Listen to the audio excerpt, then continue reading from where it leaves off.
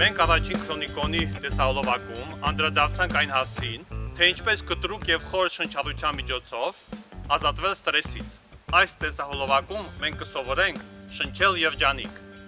Մենք կհասկանանք, թե ինչ հոգեբանական մոտեցումն է մեզ ազատելու ավելորդ լարվածությունից եւ տա վստահության, ուժի, հանգստության զգացում։ Բարև ձեզ, ես Արմեն Ղազարյանն եմ Սյունիքից։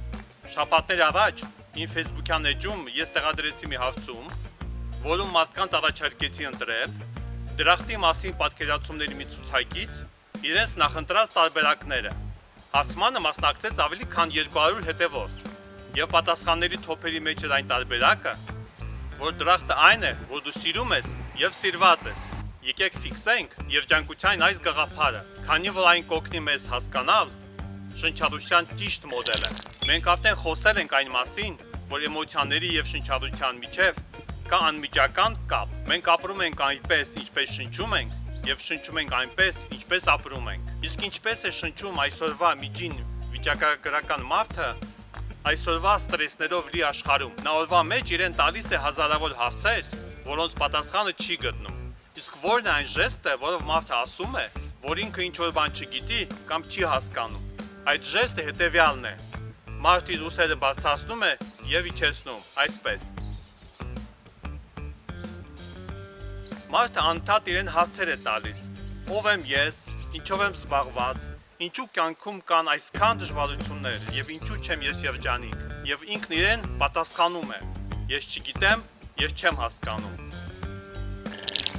Երբ մարդը ինքն իրեն տալիս է չափից շատ հարցեր եւ այդ հարցերի պատասխանը ինքը չունի, նրա ուսերը լարվում են, քանի որ նա անդադ, աննկատ իր ուսերը բարձրացնում է եւ իջեցնում։ Իսկ ինչպես է շնչում այն մարդը, ով ունի զգացում, որ ինքը սիրում է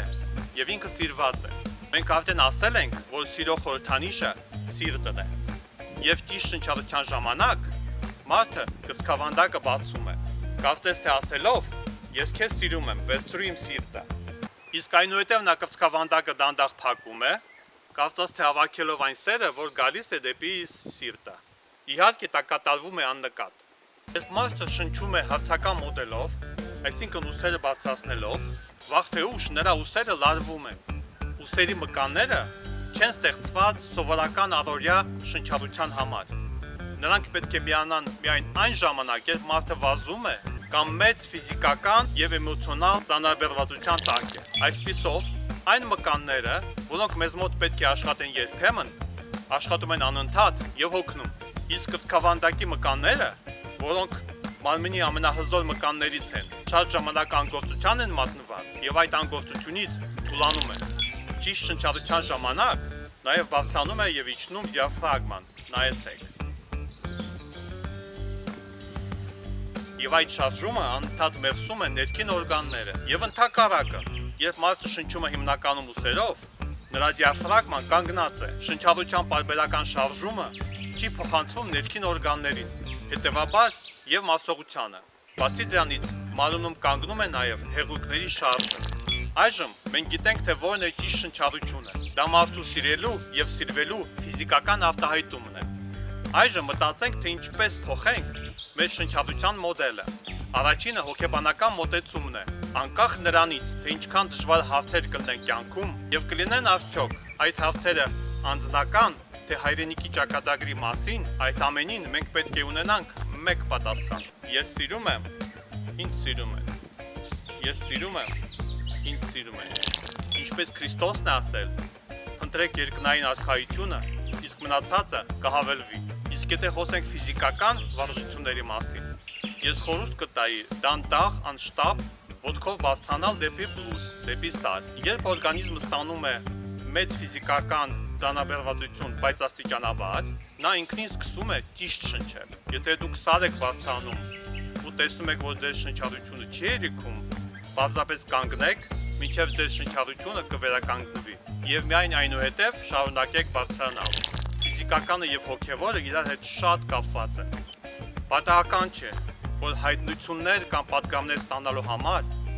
մարդիկ շատ հաճախ սար են բարձրանում։ Սարը բարձրանալով նրանք սկսում են խոր շնչել եւ նրանց սիրտը եւ ուղեղը ավելի պատրաստ են ճշմարտությունը ընդունելու։ Հաջորդ բանը, որ ես ձեզ խորհուրդ կտամ, մավզել կրծքավանդակի մկանները։ Այսօր համացանցում կան տասնյակ տեսահոլովակներ այդ մասին։ Ընտրեք այն վարժությունները, որոնք հասկանալի են եւ ընդունելի ձեզ համար։ Ես ձեզ խորհուրդ եմ տալիս շաբաթվա մեջ գոնե 3 անգամ կես ժամով զբաղվել ֆիզիկական վարժություններով։ Իսկ մեր սովորական կյանքում մենք պետք է ոչ այնքան կենտրոնանանք շնչառության տեխնիկայի վրա, մտածելով թե որ մկանը լարել, իսկ որ մկանը թուլացնել, այլ պետք է կենտրոնանանք մեր հոգեբանական տրամադրության վրա, անընդհատ ներքուս կրկնենք. ես սիրում եմ, ինձ սիրում են։ Եվ իհարկե դա պետք է կրկնել ոչ մեխանիկորեն, այլ լիովին հասկանալով եւ զգալով այդ բառերը։ Ես սիրում եմ, ինձ սիրում են։ Միացրեք երջանկության ձեր մեխանիկան, մեկ լայք եւ բաժանորդագրվեք մեր ալիքին։ Դες սպասում են նոր եւ հետաքրքիր տեսահոլովակներ։